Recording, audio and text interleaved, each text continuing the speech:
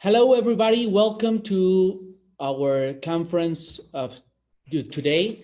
Like always, we will be starting with a video about our admission process in UTR. So let's go with the video, please.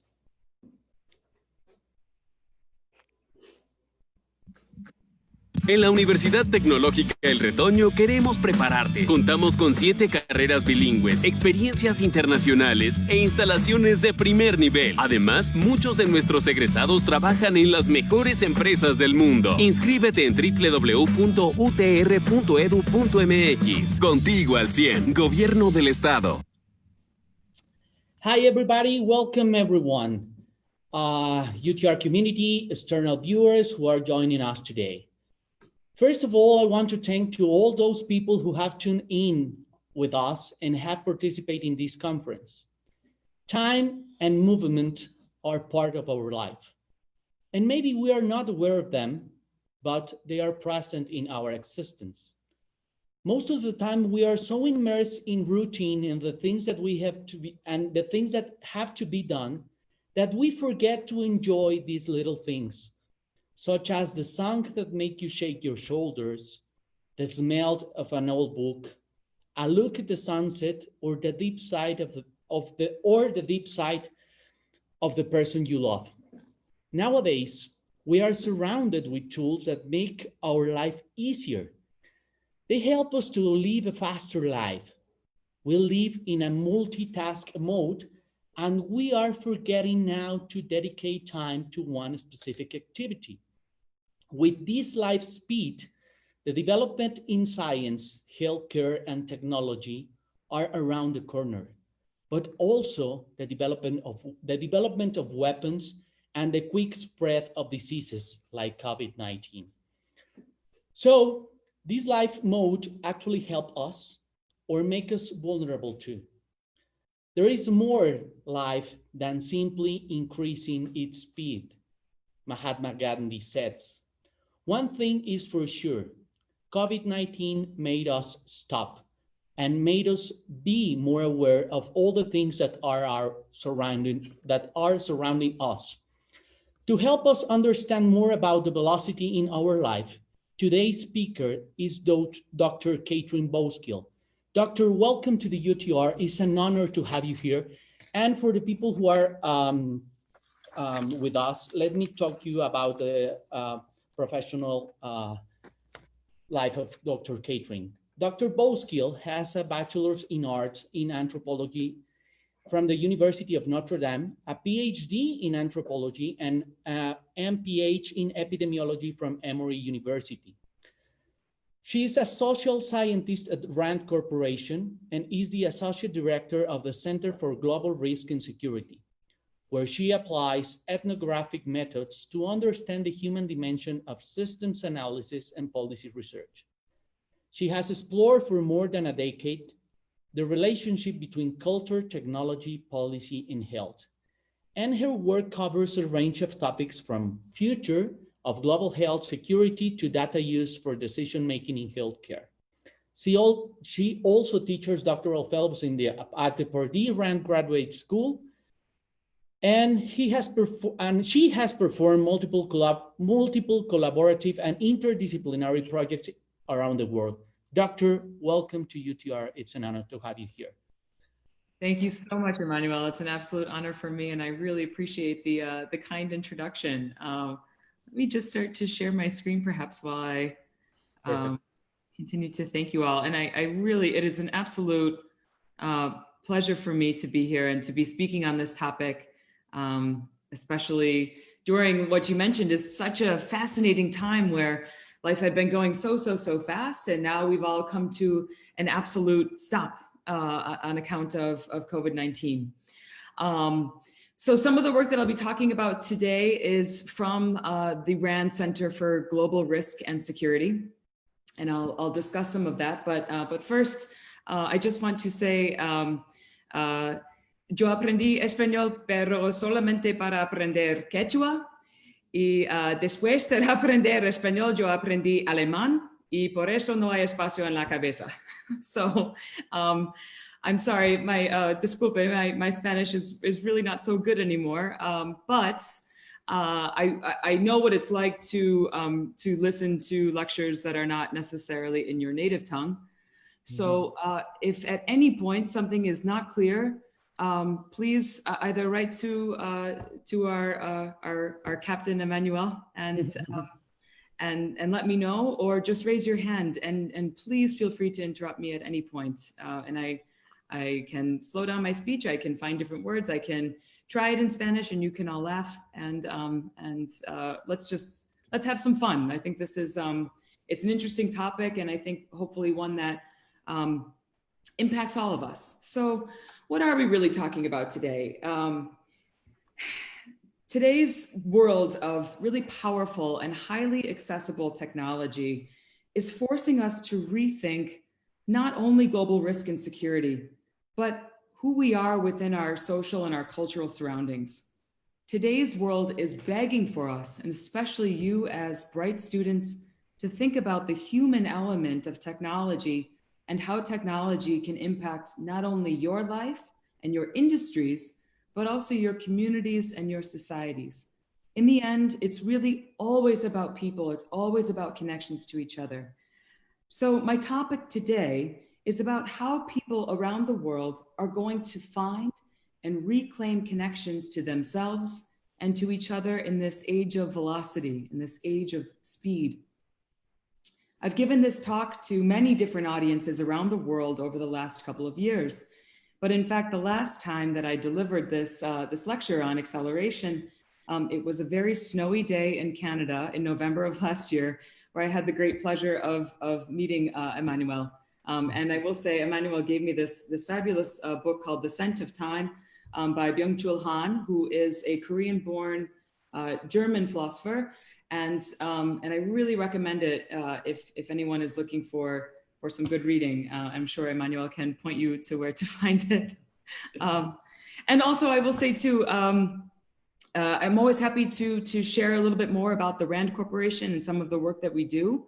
So please take this as an offer to either talk to me today or get in touch with me anytime. Emmanuel has my contact information, and you should feel free. I think this is one of the greatest gifts of life, is to be able to connect with you all, even if we are only doing this in 2 dimensions instead of 3 dimensions at the moment. So let's jump in. So obviously our life has changed quite drastically on account of COVID-19. COVID-19 has infected over 8 million people worldwide, which is just incredible. And it's certainly a problem that's not going away anytime soon. But before the pandemic, one thing that I would consistently notice, one thing that almost everybody I met could agree on, was that life feels like it's getting faster. And the faster life gets, the more we have to adjust things that feel normal to us just to keep the pace. So of course, many of our lives look quite different today than they did even 4 months ago. The fact that I have not been on an airplane in many months is a drastic change in my life. But what I find really interesting is that our lives are now almost exclusively online in virtual platforms. They're almost entirely curated. We can control so much of our interactions throughout our day. And with that, there are very few surprise interactions that happen during our day, because we can decide to switch on and switch off as we choose. So in some ways, life feels like it's yet another adjustment to many adjustments that we had already been experiencing. But while it might feel like all of this is new, like it's a new period of adjustment, all of modernity, the entire modern age, can be thought of as one phase of acceleration after another. So take, for example, this is the last horse-drawn trolley alongside one of the first electric streetcars in New York City in 1917. So we've always had this contrast between slower technologies and faster technologies, and having to readjust our lives throughout. And so yes, we find ourselves in another phase of acceleration today. We're excited about what faster technologies are letting us do in our lives, but we're also a little bit uneasy about them as well. So I got really fascinated by this phenomenon of speed, and I teamed up with an engineer whose name is Seifu Chande, And as an engineer anthropologist duo, we wanted to ask, what could our world look like in 20 years if the current pace of change keeps accelerating? What would it mean for work, transportation, education, communication, manufacturing, genetic change, and just our general health and well-being? Who will we be if life continues to get faster? And will this faster future make us more secure and productive, happier, or could it make us more vulnerable? So as an anthropologist, I see our social, cultural, and technological worlds as completely interwoven, right? Any tool is inert. It doesn't do anything until a human actually picks it up and does something with it. And it's only meaningful when what you do with that tool actually speaks to, right, reflects, or it challenges your cultural values. So even though this might not be the fastest time that we will experience in our lives, right, life could get faster, it's not unprecedented. But throughout history, what we need to remember is that acceleration has brought about incredible social disruptions. And with that, we should learn from the past and think about all of the possibilities, think about the future that we want to see, and start planning for that now. So with that, I want us to think today about how our cultural values will adapt to this age of acceleration. Let's think about how you as students, as professors, as future leaders are being affected by speed today and will likely be affected in the future. Let's think about the ways that operating at greater speeds helps solve some problems while also creating new, potentially unforeseen consequences. So it's not just about Zoom calls, it's not just about WhatsApp or any of the other technologies of speed that are shaping who we are, where we are, and what we're doing right at this very moment. Of course, it's about technology, but it's also about context. It's also about what the values that we place on that technology. So let's pause and take the pandemic, for example. So the pandemic spread largely because we move around the world so quickly. But we can also think about leveraging technologies of speed to combat the pandemic, right? We can use machine learning to better and more quickly design a vaccine. And we can create smarter, faster supply chains through 3D printing to help develop and disseminate that vaccine. But even that is about political will. It's about whether or not people will believe that a vaccine can be life-saving. So I know, at least in the United States, this continues to be a major challenge, right? So we can develop the best technologies, but unless people actually understand and believe them, there's nothing that we can do. So it's about whether or not we'll manage speed, whether we will leverage speed, who will have the agency to be able to manage speed, and whether we'll choose the right pace at the right time, or even if we'll have that choice or that privilege. So if I turn back to the research study that we did through the Center for Global Risk and Security, this exploratory research, Seifu, the engineering friend of mine, and I developed dozens of scenarios, of narratives, stories of people living with faster technologies in the year 2040. So 2040 is an arbitrary date, it's pretend, it's imaginative, and it's really intended to get us thinking outside of today's world, but not have something be so far in the future that we couldn't imagine it ourselves. So that's why we chose 2040. And we shared them with thought leaders in different regions of the United States to see how they grapple, how they understand both the promises and the perils, the possible dangers of speed. So here's one of those scenarios, and it was designed by, the fun drawing was done by one of my colleagues at RAND. I'm going to read this scenario so you get a sense for it. And it's based on research and consultation with the experts, but it is a work of fiction in the year 2040. And while the RAND Corporation has developed some very cool things over the years, including some initial prototypes for the Hyperloop and the internet and computers and things like that, time travel was not one of those things that we have developed. So I have not been to 2040 personally. So just play pretend with me for a little bit. Okay. You are a California commuter. Sometimes you telework, but mostly you commute by Hyperloop from Los Angeles to San Francisco in just 28 minutes. The Hyperloop has finally arrived 1 century after its initial prototypes were developed. The Hyperloop connects the urban corridors up and down the east and west coasts. This in turn has created chains of megacities and concentrated their economic power. For you, that's great, although it is still inconvenient to get to the center of the country because no plans have been made for a transcontinental track to connect the Midwestern United States. Your commute is very easy, but you feel a little nervous when you pass through biosurveillance monitors that take your temperature before you board. Does that sound familiar? The biosurveillance monitors have to be enforced. As people are moving around faster than ever, so are new infectious diseases. But you don't have to carry much luggage because the sharing economy will be fully developed by 2040. So you don't own much. You don't own a home or a car in either Los Angeles or San Francisco. You don't have your own office in either city. But the office space that has been reserved for you is stocked with just about everything. And you can swipe the biochip in your watch to borrow or buy whatever else you might need from a vending machine in your Airbnb. In fact, everyone can. Amazon Prime has given way to Amazon Additive, and now 3D and 4D printers across town can churn out many common items you might need. Right now, I wish that we could churn out more toilet paper and face masks. I'm not sure if Mexico is facing the same shortages that the United States is. But 3D manufacturing is leading to reshoring of some types of production, and global supply chains now involve more commodities and precursor products for 3D printers and fewer finished goods.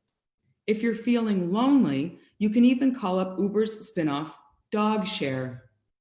For you, that means that you are not only freed from carrying around so many possessions, you're also freed from caring for so many possessions.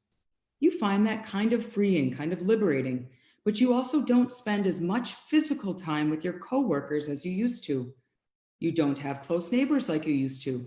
You rarely see your family in person, and you don't really get involved in your community much anymore.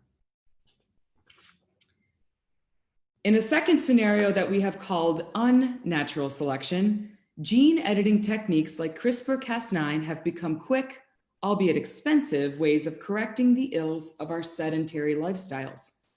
Although lawmakers know that this technology could be used as a biological weapon, the rise in diabetes and obesity-related disorders has grown so extreme that the government reached a bipartisan decision to permit the rollout of this fat-fighting technology. People can now bring their body fat to an absolute minimum. Athletes are constantly breaking records thanks to their lean, speedy bodies. Plastic surgeons are losing business because the rich and famous are now even more trim and perfect. But there's just one catch. Pediatricians started to notice that these mothers with an absolute minimum body fat were having children with the same trait, calling into question whether a new human species has been created. Then we tried to imagine what this might look like for younger generations in the classroom. In another scenario entitled My iBrain and Me, removable cognitive implants that enable rapid training of human physical and cognitive capabilities and instantaneous mind messaging between users have become commonplace. Kids and teens love to learn. It's like they can't turn it off when they have the microchip implanted in their minds. The chip gives them instant access to multiple languages because they have dictionaries and grammar apps directly implanted in their brains. But it turns out that instant access to the mechanics of a foreign language does not actually solve the problem of intercultural communication. We humans communicate in so many other nonverbal ways, through body language, through vocal tones, and the pheromones that we secrete. And it turns out that the brain chips can't keep up with rapid changes in human slang or dialect. especially as used by young people. In this future scenario, adolescents will be just as likely to form cliques and deliberately communicate in ways that outsiders and their parents and their teachers won't understand. And though the chips give them access to an unprecedented vocabulary in their native language, as well as technical expertise in multiple foreign languages, they're so used to communicating digitally that they struggle to overcome the anxiety of speaking to others face to face. They prefer to mind text each other digitally, even though they're in the same room. So there's an illusion of connecting without actually connecting as a full spectrum human. But I'll talk more about this issue in a few minutes.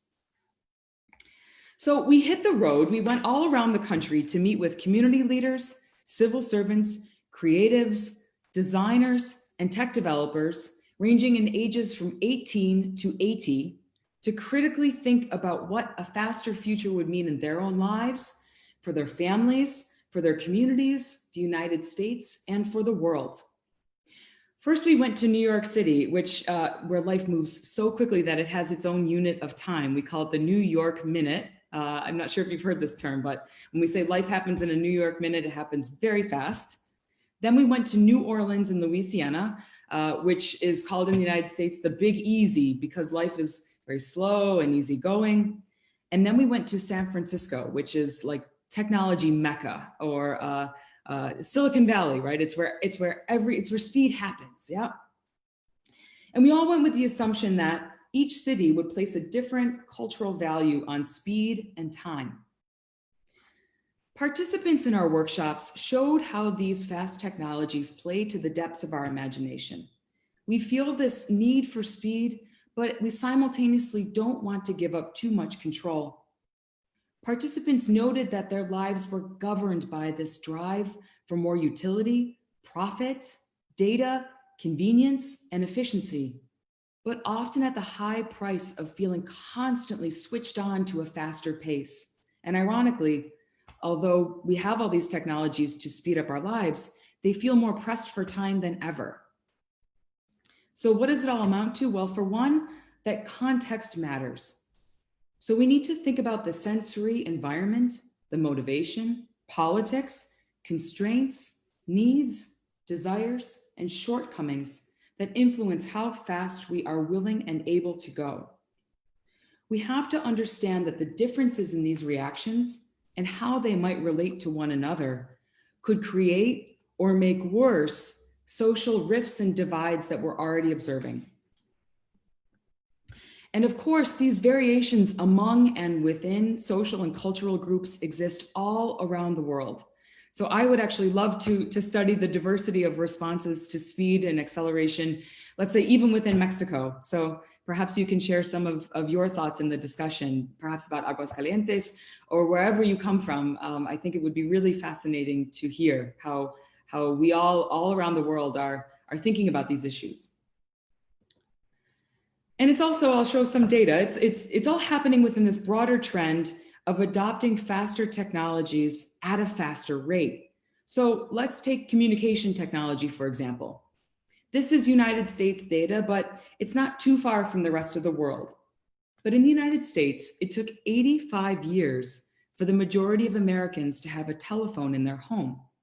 In contrast, it took only 10 years before the majority of Americans had smartphones, these devices that change the entire world and also connect us to the entire world right in our pockets.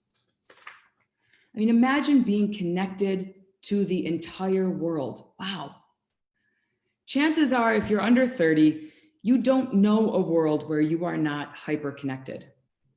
The 25 and under generation especially is different from any previous group in the way that they learn and access information. You've never waited for a letter from a friend to arrive in the mail. You've never developed photographs from film. You've never had to visit another country and bring with you a very heavy dictionary or a paper map. You don't know a different world.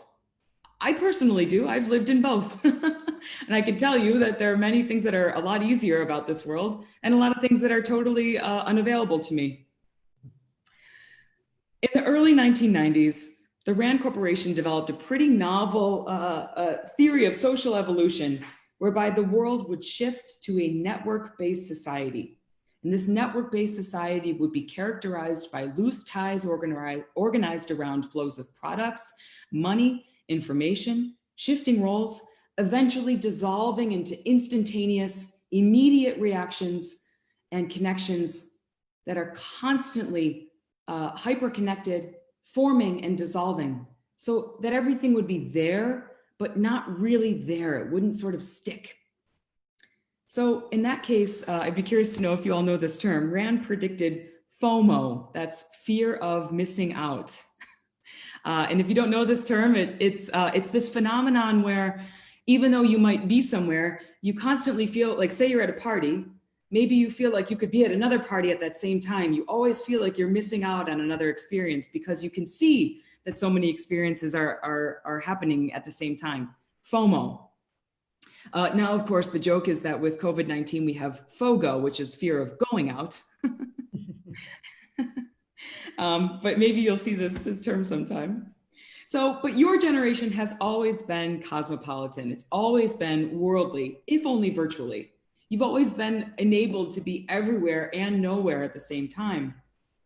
You have to find out for yourselves what it means to find a particular place special.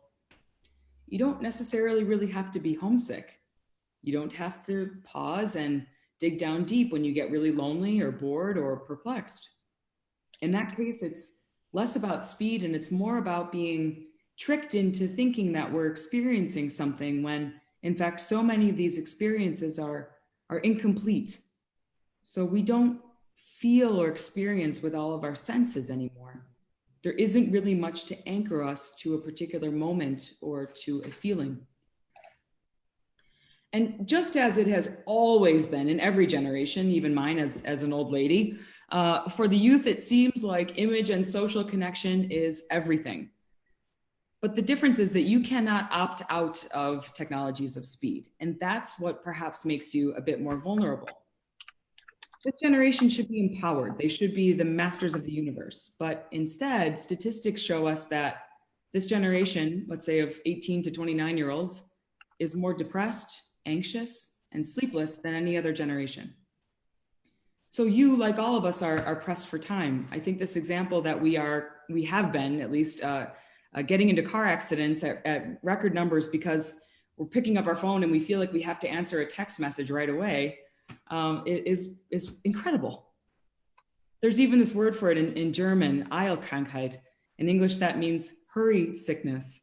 And again, I would love to know if you would help me with my Spanish and we could think about how we would describe this in Spanish. I think that would be terrific. The challenges of this generation are particularly serious. They're particularly acute.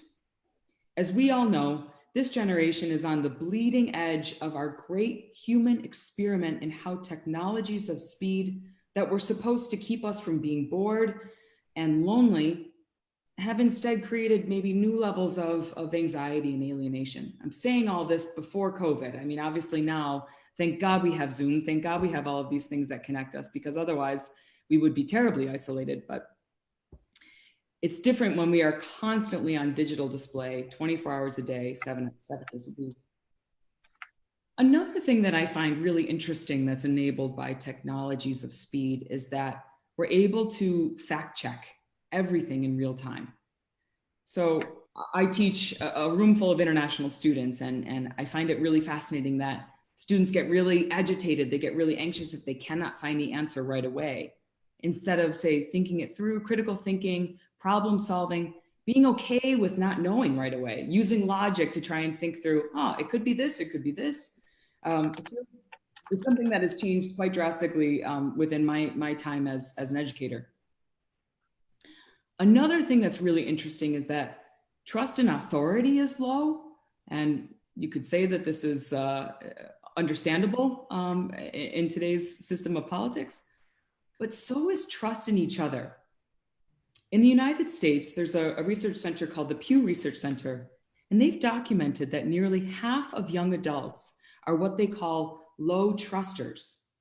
They think that most people cannot be trusted, and that most people would try to take advantage of them if they could, and that most people are just looking out for themselves. Interestingly, low trust turns out to be directly correlated with age, and people aged 18 to 29 in the United States are the least trusting of any Americans. And there's a legitimate question to be asked about whether the United States, let's say, is exporting that kind of anxiety and that distrust embedded within technology platforms that are rapidly adopted and adapted around the world. So on the one level, we can expect that education will advance as digital learning that's individualized and as connected as we are right now takes off, as that continues to grow. And we cannot, and we should never underestimate the transformative and powerful nature of, say, a language translation app. It could be absolutely life-saving.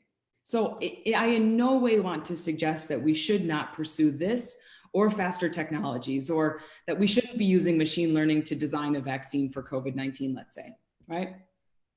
But on another level, education and learning and experiencing is really about connecting students to each other, to your teachers, and to the larger world.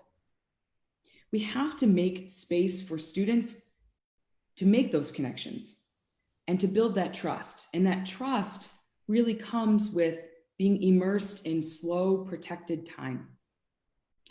So as the technologies of speed continue to advance, and theoretically, you will be communicating with others all over the world at the same time, creating slow communication, that kind of full spectrum communication, might become more valuable than ever.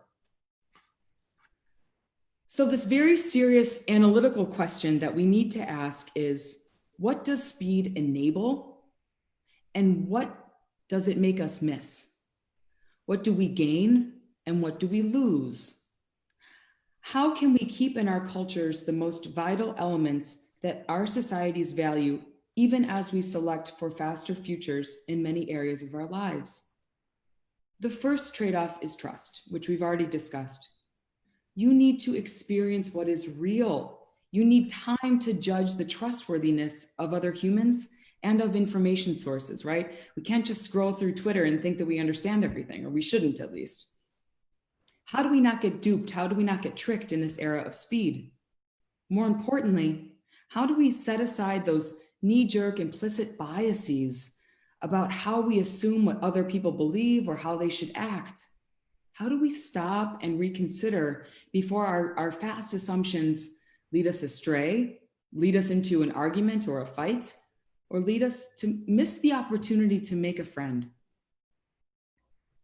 The second trade-off of speed may be critical thinking. When we are bombarded, when we're constantly hit with information, and we have to think so fast and be hyper-connected, we can miss the point of immersion, of slowing down, of letting ourselves be surprised.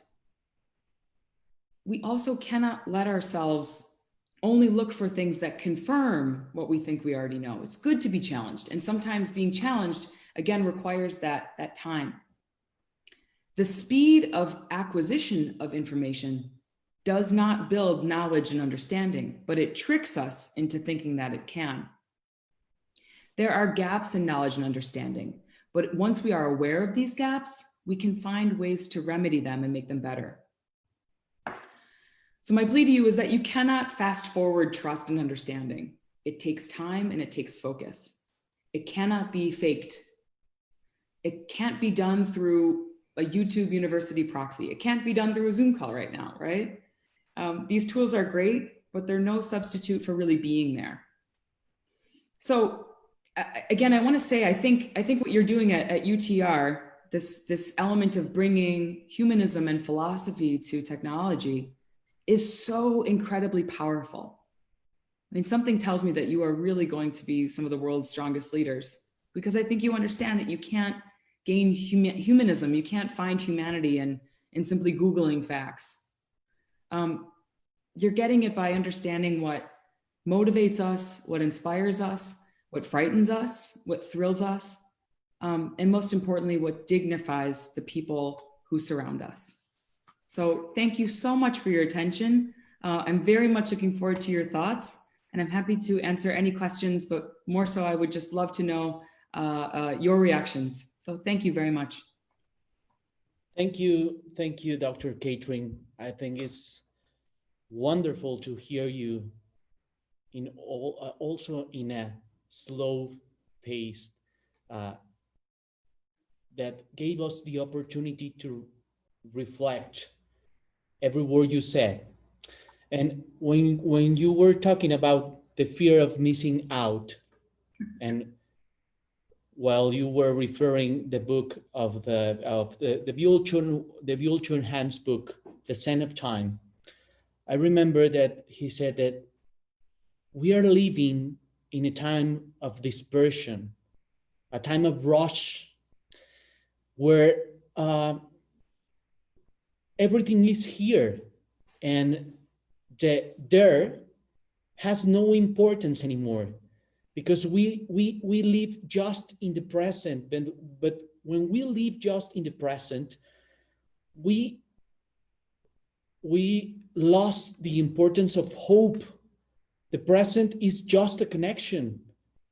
There's no substance in present.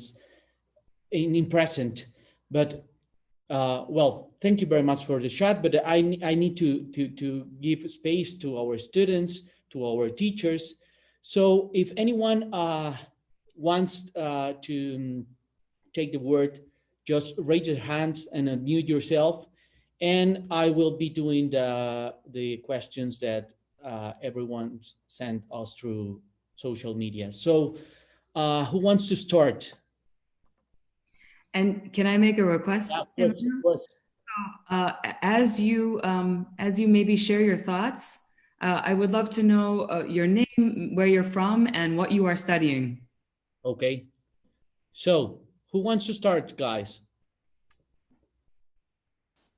Or you are doing a deep reflection. So Juan Marin, can you unmute yourself and start? Yes, hello.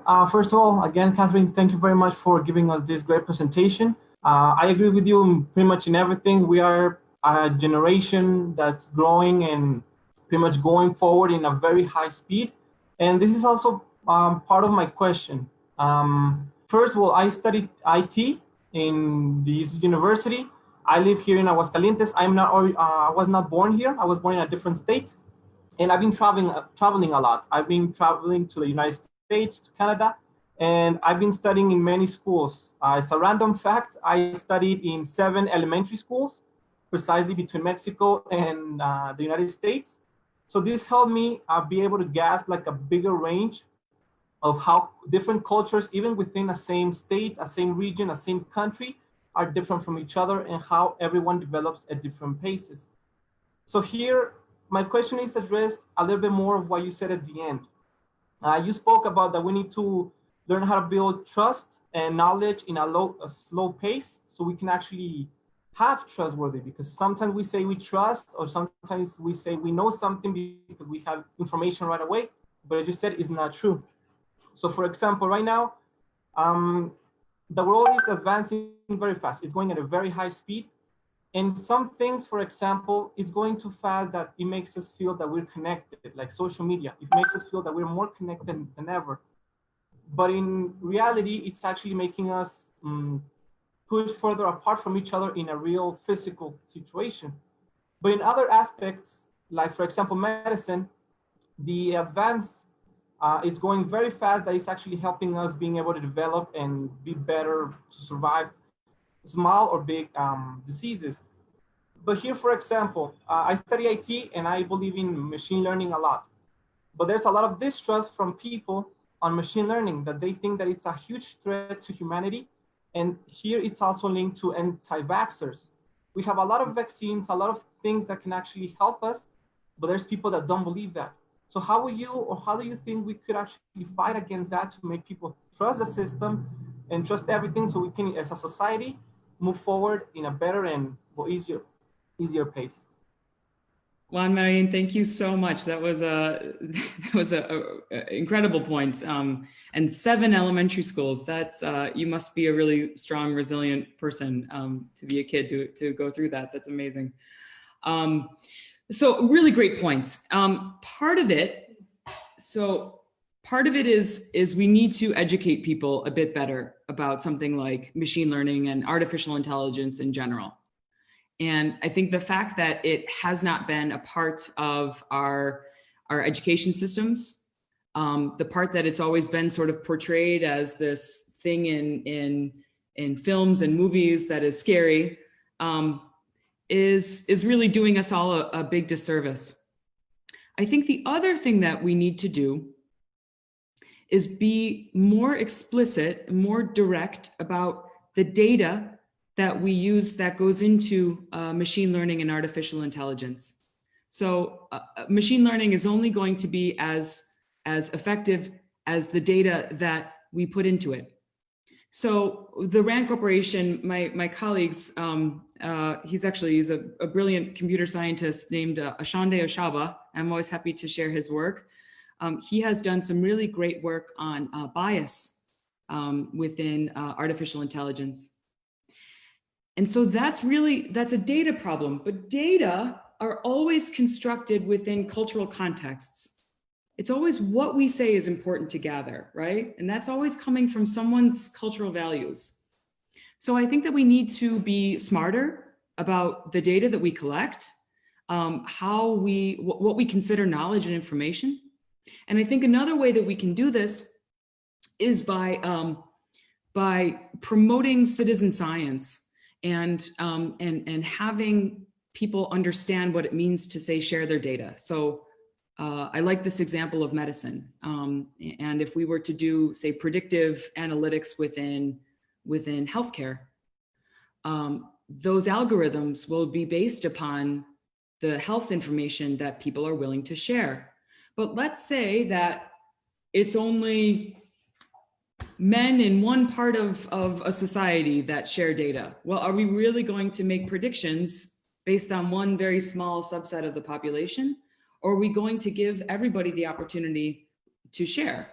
How are we going to think about how we sell those kinds of technologies and those tools based on what we know? So I think that that's a really, really smart question that you're asking. I think it's a really hard challenge, but I think that it's going to be students like you who will make that difference going forward. Thank you, Juan. Thank you, Dr. Kathryn. From Zoom, I got a few questions. Karen Crespo asked us how the increasing of speed will be affecting education and how. And Noé Vivero says, how do we fight a system that is pushing us to accelerate our normal life? Two very good questions. So one, I think you guys could tell me more about education, but I think in some ways, again, what I've noticed is people don't necessarily have the patience anymore to really sit and slowly work on a problem. We tend to use these tools that give us the answer right away. And I do too, right? I mean, of course, if I have to do a statistics power calculation, I'm not going to sit and do it by hand. Of course not, right?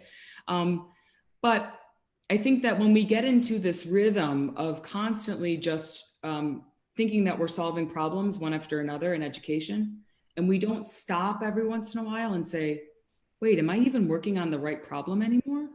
That's when we reach a problem. So I think within education, stopping every once in a while and making sure that we understand the topic that we're discussing is really important, because you can always learn the mechanics of something. You can always learn, say, how to create an algorithm or do statistics. But if you're not thinking about why you're learning it, that's the central challenge. So it seems simpler and easier than it is, but it can be really amazing when you actually stop and take one step back and try to understand exactly what that problem is. And let's see, the second question was how do we sort of resist it? Well, so I think that's a really interesting question, because it's in some ways a question of privilege, right? Of who gets to do that. And sometimes when I think about, I hear from teenagers now, the incredible pressures of having to be on social media all the time. I mean, my friends, some are on social media, some are not on social media. They're still our friends, right? But there's such different kinds of pressures. So I don't know. I mean, I don't have a good answer for that, except to say that we have the choice to decide what we're going to do with all of that saved time. So if we use a form of technology to, let's say I use a traffic app to go from one place to another faster, or I use Uber to travel around my city faster. What will I actually do with that time? Will I continue to be really fast, or will I then take that time to stop and slow down and breathe the air and experience a hug from a friend? I mean, all of these things. I think it's on us every moment of the day to make that conscious decision of, should I be going faster right now, or can I actually go slower? Yeah. Well, if you let me, Doctor,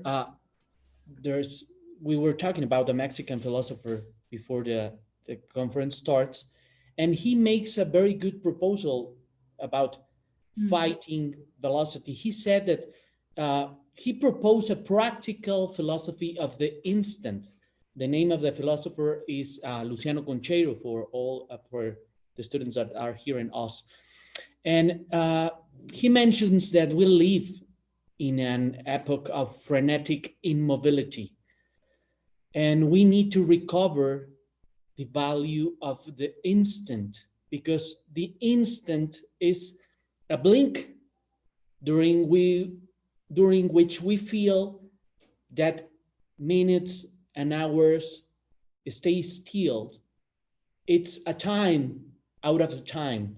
So I think that these kind of activities give us the opportunity to recover that sense of rushing every time. But anyone else want to share something?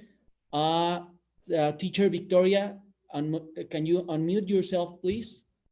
Yes. Hello, Kathryn. So first of all, nice to meet you. Thank you very much for the very valuable information. My name is Victoria, and I am a teacher here at the, I am also a psychologist. So everything that you have spoken about has been making me wonder a lot. So it's been hard for me to decide on which question to ask. But I will go for this one. So you said something that really caught my attention. You said, you cannot fast forward life. We can fast forward, or we can speed technology, mobility, different aspects of life, but not life itself. Like, we cannot fast forward a family, friendship, love, experiences like that.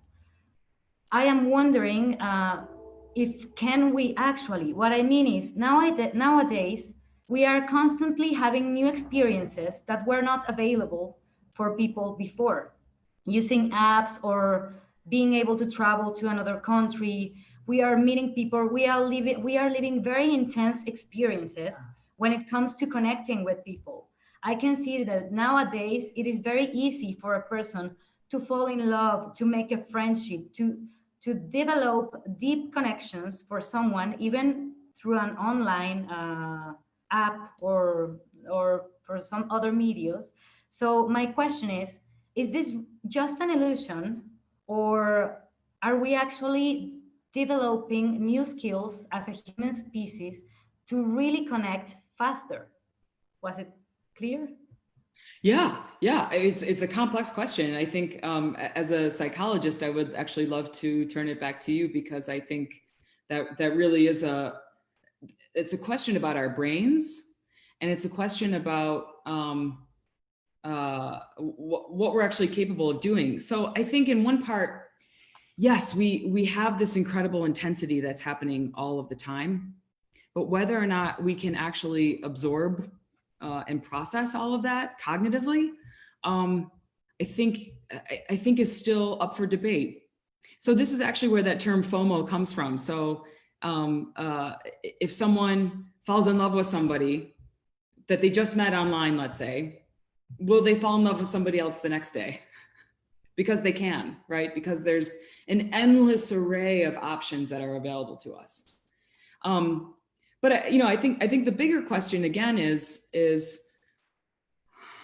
are our brains built for intensity and speed and multitasking, or are we built to do one thing with more incredible focus? And I think, again, we can only surmise and hypothesize from human evolution. But if you think about the fact that we were used to sort of living in smaller based societies, where we had those really, really intense, deep relationships where, I could look at your footprint and know, that's Victoria and she is gathering, right? Or this is Emmanuel and he's hunting, right?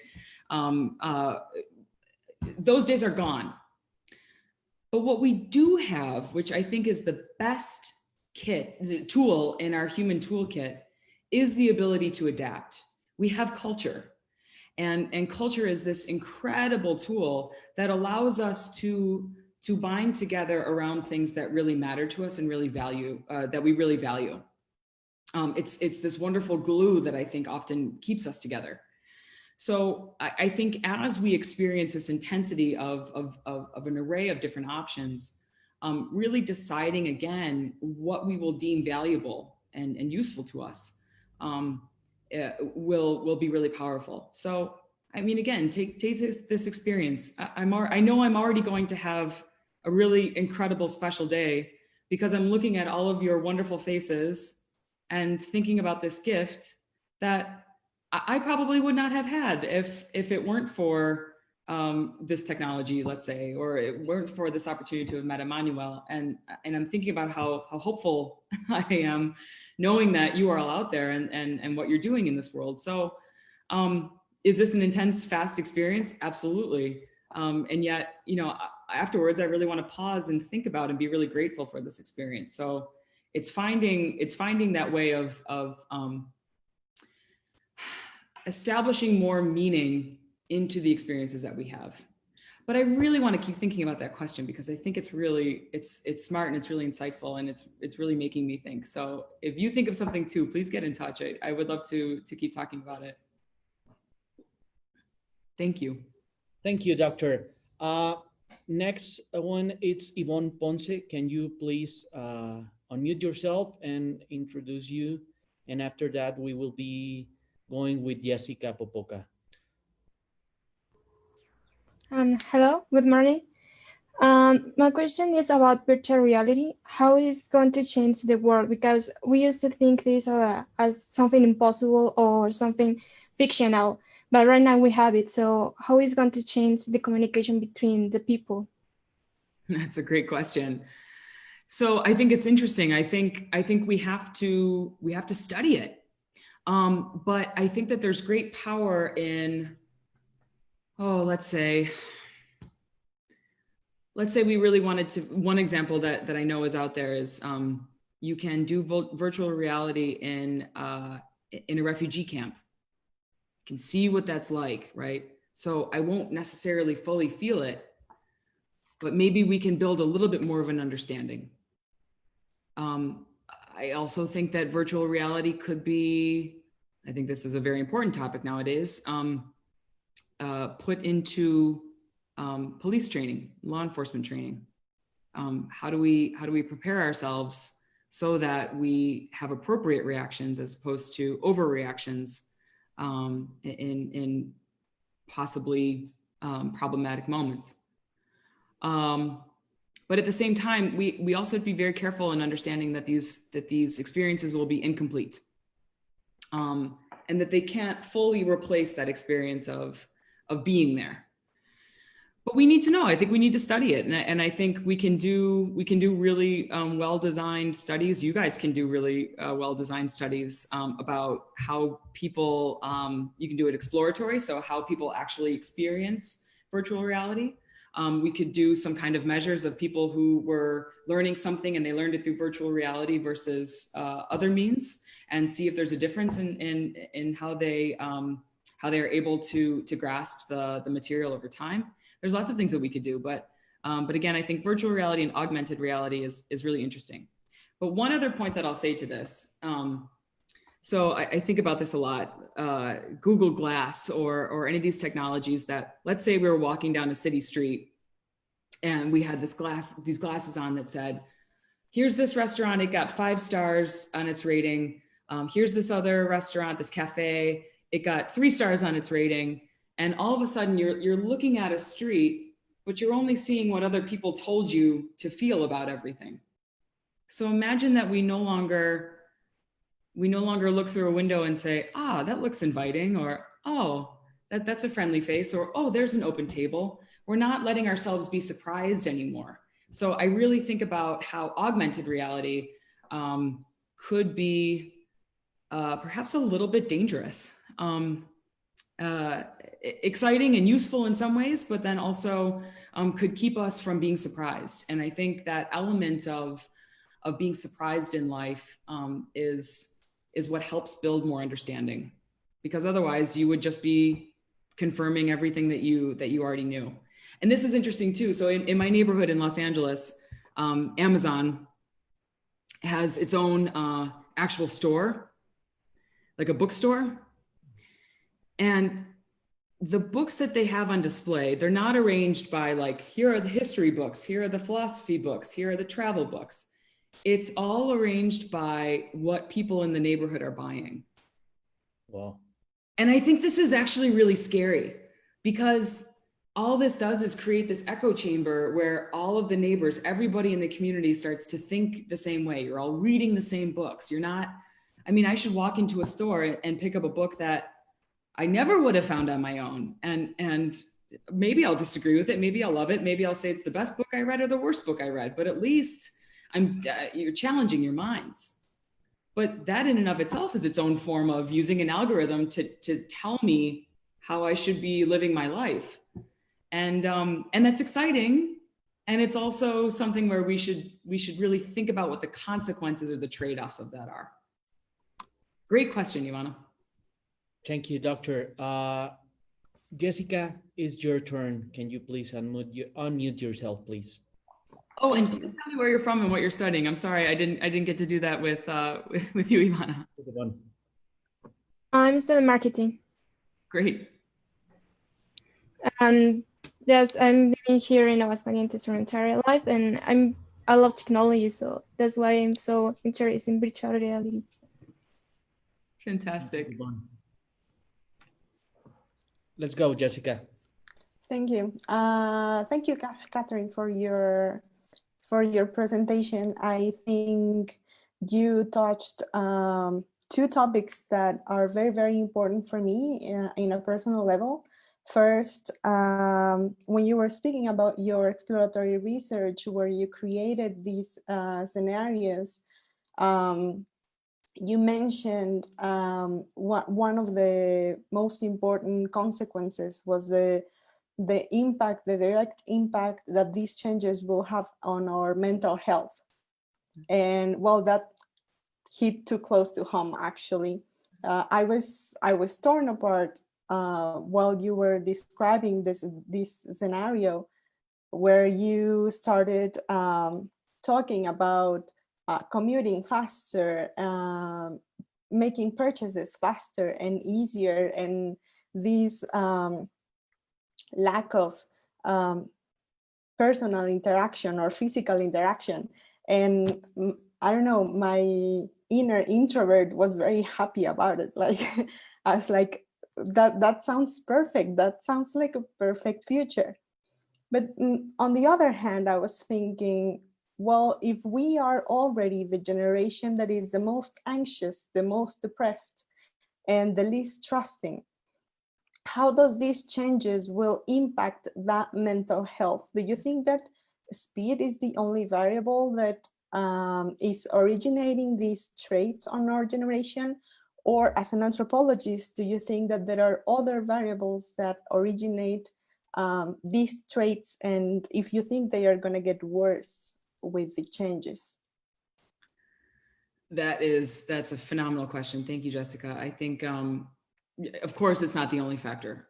Certainly, it's not. I think for one, the pressure that your generation faces, especially in this really highly global, highly competitive world, is an incredible challenge, and it's one that, you know, even I realize I'm older, but I'm not too much older than you guys. But it's been a really major difference between your generation and mine. So the one is again that global competition. Another are the economic factors and pressures that you're all facing, and trust in civic institutions. It's not your generation's fault that there might be a lack of trust. There might not be a whole lot of reason to trust our institutions at this point. But I think the bigger point to make is that none of this is determined. None of this is written in history. So we all have the choice right now to think about and design the future that we want to see. And I think Emmanuel and I were discussing before we started today that scientists have been saying for decades and decades that we have to prepare for a pandemic, and the world didn't prepare in the way that we probably should have prepared. And look where we are. But we don't have to repeat that. We certainly don't have to. So I think if we can, let's say, use technologies of speed to be able to free up time for us to think about complex problems and better design. So use the technologies to do the easy stuff for us so that our minds can get to the hard stuff, I think is where the power is going to be. But I'm with you on introvertedness and convenience and all of those things. I mean, that's we should never just throw those technologies out. We should think about the best ways to incorporate them in our lives. Thank you for that. Thank you, Doctor. I have a question from Maria Antonieta that she's having problems with their mic, so I will be doing it. Okay. She says, let me read it. Once in a psychology class, I was told that it was important to stay in present because focusing in your past leads to depression. On the other hand, focusing excessively in the future leads to anxiety. Mm-hmm. What are the psychological implications of the speed, taking this in account? Yeah, that's a great question. I should turn it back to Victoria, our resident psychologist. But yeah, I think there's a lot of truth in that. So the term that's often used in the United States is future tripping. So when you're constantly anxious or worried about what could happen in the future, you're missing what's happening right now. So yeah, I certainly think that there's an element of truth to that. And I think that speed, but also this FOMO, this fear of missing out, makes us constantly be living in a future world where we think that we should be somewhere else than where we are right now. But again, I think this is where we have to think about living in the present really means finding meaning in a moment instead of just being there. How do you actually feel? What are you actually accomplishing in that moment? Why does it matter to you, or why does it matter to someone that you care about? And yeah, I think there's rich moments of joy in that, because the present doesn't exist and the future doesn't exist. The only thing that does exist is right here, right now. So again, if a technology of speed lets you take care of other tasks faster and allows you to slow down for a particular moment, then that's really powerful. I think that's there's a lot of freedom in that. It's hard to do. It's very hard to do. And I realize I'm talking about these things, but I'm probably the worst offender. So, we're all struggling with this. I don't have all the answers, right? But I know what I want to work towards. Yeah, thinking about patience, thinking about otherness, thinking about the deep reflections that we need in our daily lives to not only to solve problems or solve different kind of situations that are challenging us, but also give us time to examine us too, and give and give a space for our own person. Let's go with Karen Crespo. Can you mute yourself, please, Karen? Yes. Morning, Emmanuel Carrillo, and also our Dr. Kathryn. My question it's about the topic that you were taking in consideration about context matter. So one question about it that I just was thinking about was how speed could affect time management and organization in the present and now in the future.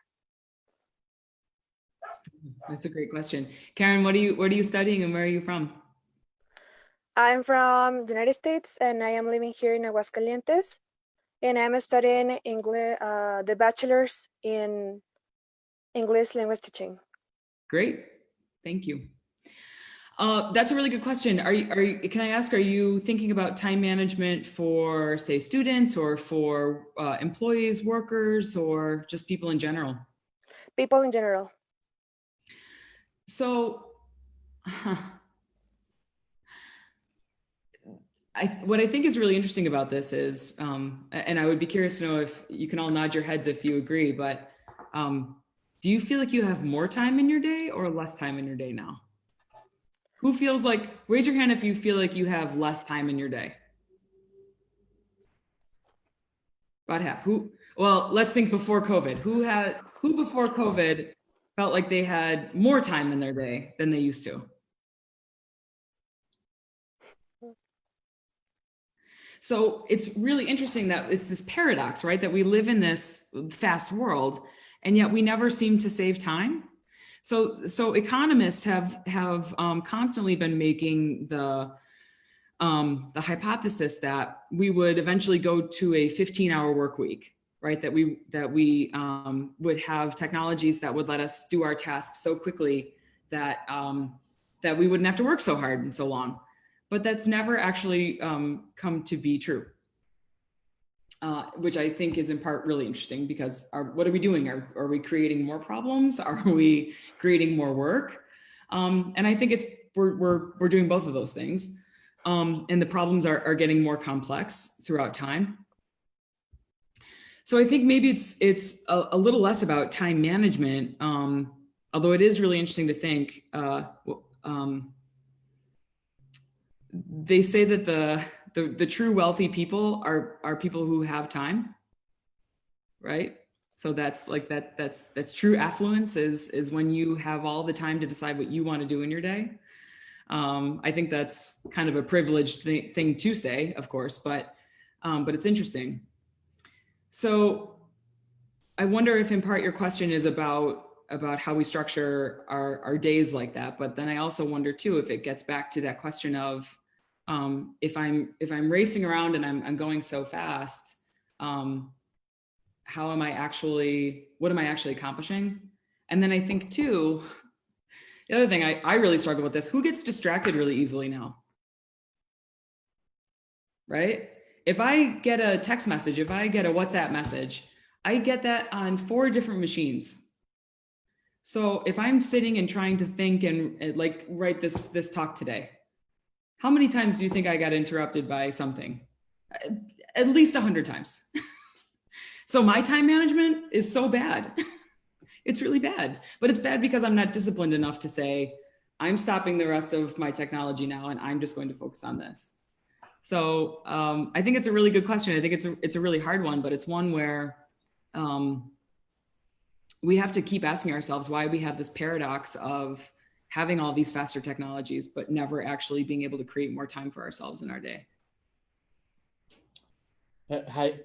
Like you said, in this time of velocity, we are changing the curse of waiting for the blessing of a break.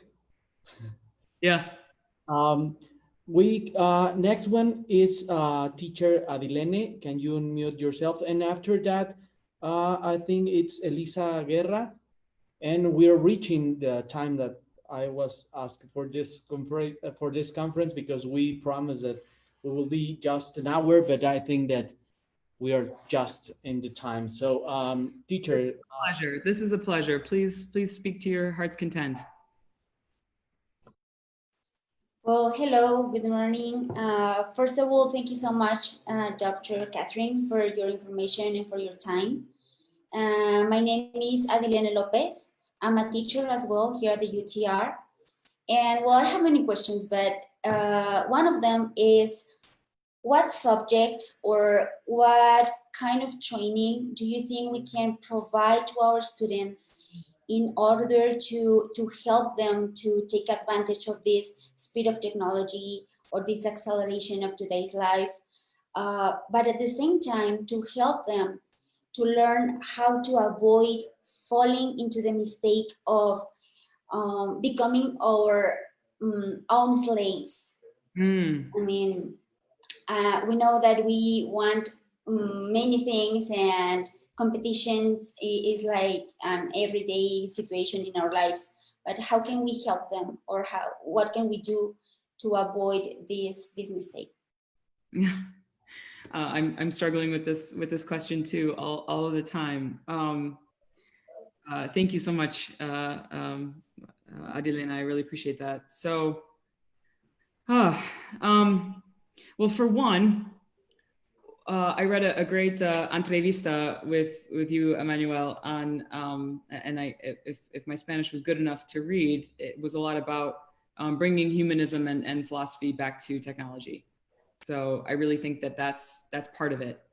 I think that in a very practical way, if I may, so I'll stop being an armchair philosopher for a second, but I think one way is with every technology that you build, you can think about building in human-centered design.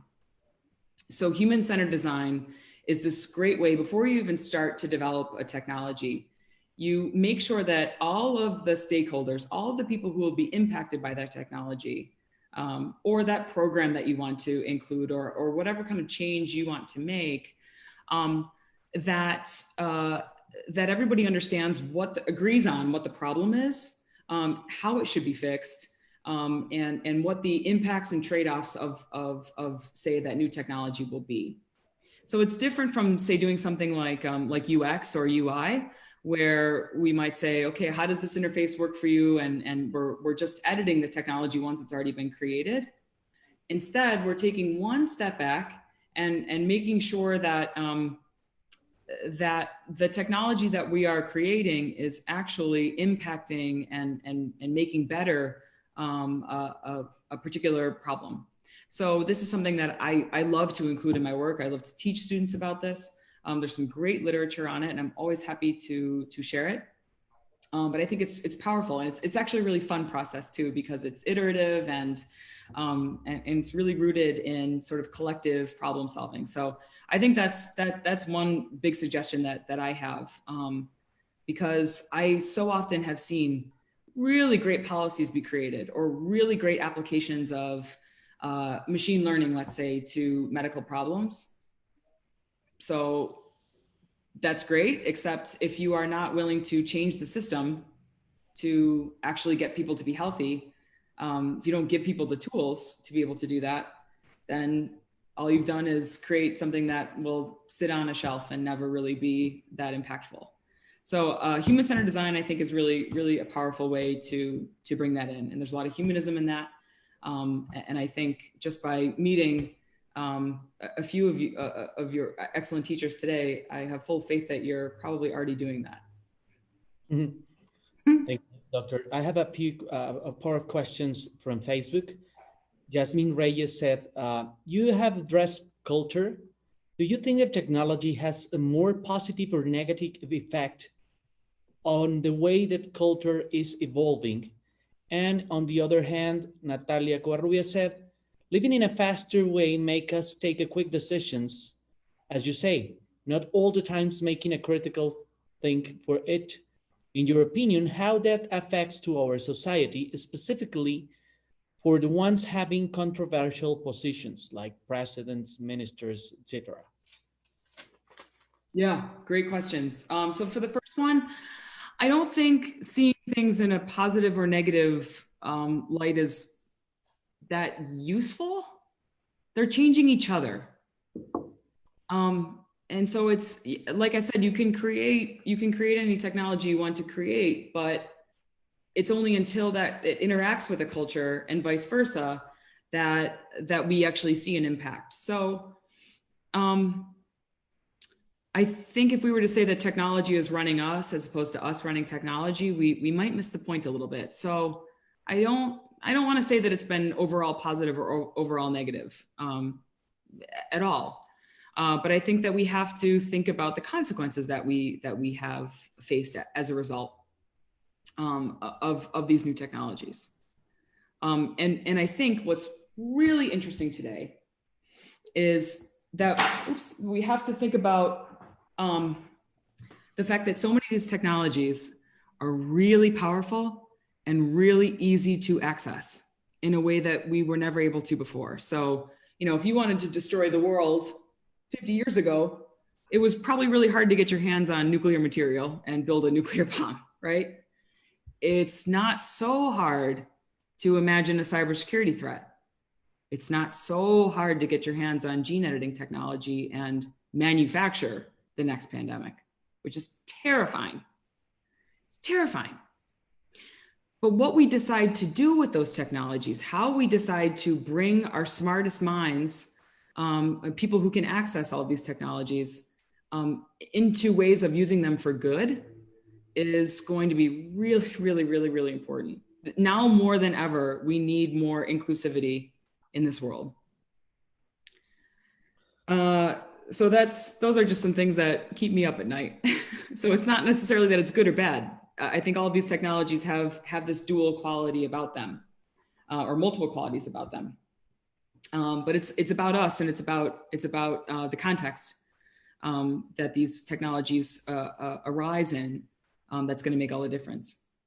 And then to this question about heuristics. So this is this fast decision making. I think that's what the second question was getting at. From Facebook, Natalia said that these quick decisions, how affects our society, especially for the ones who have controversial positions like presidents, ministers. Yeah. Quick decisions, but no thinking at all. Yeah.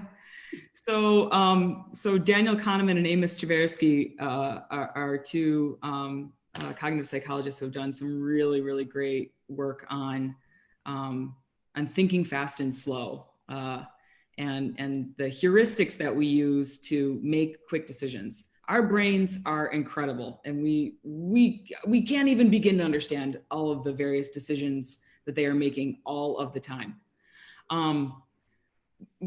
So we rely on these heuristics to make really quick decisions, but skilled is the mind that can actually stop and pause and slow down. I had the pleasure of involving in this research on speed a longtime civil servant who was he was Deputy Secretary of State for the United States under the Obama administration. His name is Tony Blinken. And he used to describe how President Obama would act as a circuit breaker. So imagine you have an electrical circuit. He would often act as a circuit breaker and stop and say, wait, if we're talking about this new technology, something that's totally unprecedented, let's make sure that we actually understand what it is and what it can do. So he would often hit pause as opposed to making very quick decisions, or let's say sending out a tweet to the world that can change foreign diplomacy in a matter of seconds. So I think it's really good that when we need to have a leader, if we're really thinking about people in positions of power, which I think all of you are future leaders, just by nature of what you're studying and how you think and how brilliant you all are, you're all future leaders. So I think if you are able to stop and think critically before you have to reach really tough decisions, that will make all the difference. So yeah, I mean, if it's something like that, build in a circuit breaker. It's probably not a bad idea. Thank you, Doctor.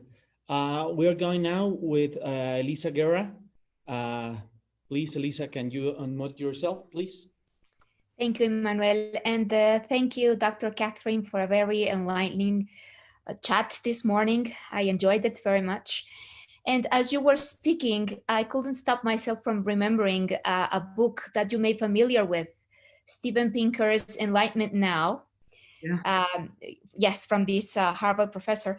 Now, he makes a very interesting and quite controversial argument where he says that despite all the accounts that the world is becoming this somber place to live, where violence and lack of meaning and fast-paced living and all these the problems that all this brings about, he still he challenges many of these perceptions, and he says that the world is still the world today is still the best world to live in all of history. And I'm just curious, how do you define yourself? Do you define yourself as an optimistic? Do you think that we are living a good world despite everything that is happening? I don't know what Steven Pinker will think about the world right now, but do you think that we're going upwards or downwards or somewhere in between? I'm just curious. That's a great question, and I actually get asked that a lot. So. I'm not a pessimist. I don't know if I'm an optimist. I think I'm kind of a realist. But to Steven Pinker's point, and gosh, I don't want to start an argument with him or his followers, because that's just a whole other thing. But I will say, let's think about it in this term. Yeah, life expectancy in many respects is better. Yes, we have really incredible technologies. Yes, economically speaking, again, pre-COVID, we were doing quite well, systems of law, etc. But we also have really incredible consciousness and awareness of so many issues that we didn't necessarily have before, that I think because we have an increased consciousness and awareness of those problems, sure, we might have solved some, but now we have a better understanding that there's so much more that needs to be fixed. So I think that it's naive to say that we're so much better than before, because, well, we understand so much more. So now we need to rise to that occasion. And I think that we can all do better. I also worry about when we make assumptions at this ecological level, in part the ecological fallacy, where we're just comparing things without necessarily looking at timing, looking at, let's say, disparities within those groups. I mean, sure, we could say that in my own country, maybe life expectancy is better, but it's not better for everybody. And in fact, for several groups, it's getting worse. And that to me is a problem. So I'm not going to say, we're better than we used to be, so stop worrying, everybody. I mean, I think we have to say we are aware of ways that we can improve people's lives, and we should optimistically be working really hard towards building more equity and ensuring that that life is better for everyone as we go forward. Thank you. Thank you so much. Thank you so much. Tell me about yourself, Elisa. I am a teacher, not at the university level. I'm a basic school teacher. Don't say a basic school teacher. I'm here just like incognito. Well, Emmanuel was kind enough to invite me because he knows I'm very interested in topics like the one you just presented. So I'm very lucky to be here. Thank you, Emmanuel. And thank you again for your talk. Oh, I'm lucky to have met you today. Thank you so much for joining. And let me tell you that Elisa was nominated for the Global Teacher Prize. You are that's fantastic. One, and we are trying to develop reading program for our students. It's just in the beginning, but we are thinking how can Elisa can be an ally for us in UTR. So we are trying to do that. That's wonderful. That's great. Congratulations. Oh, thank you and congratulations to you. I learned a lot today. Thank you, Elisa. Dr. Kathryn, I think we have like a few minutes in order to have like a final reflections. I found interesting the thing that you said, that we have to improve our lives. But in order to improve our lives, we must be patient. And like Theodore Adorno said, that the impatience of the day governs the night and turn into an empty form. So we need to fulfill that spaces, but I think not in a rush. We have to give us the time to make deep reflections, to make to give us the opportunity to be critical in our classes, in our daily life, with our professors, with our authorities, with ourselves too. And just for the record, you were talking about hurry sickness. In Spanish is could be enfermedad de la prisa. Hurry es prisa. And well, I think was an honor to have you here and listen to you. So I think that if you can share with us like a final reflection, a final comment for this wonderful chat, will be great.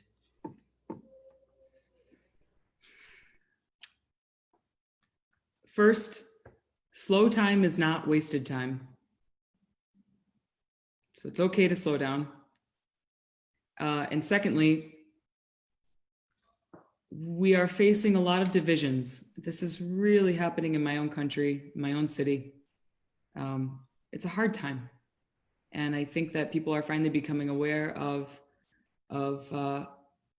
really terrible injustices that have been pervasive, particularly in my own society, for so long, for 400 years.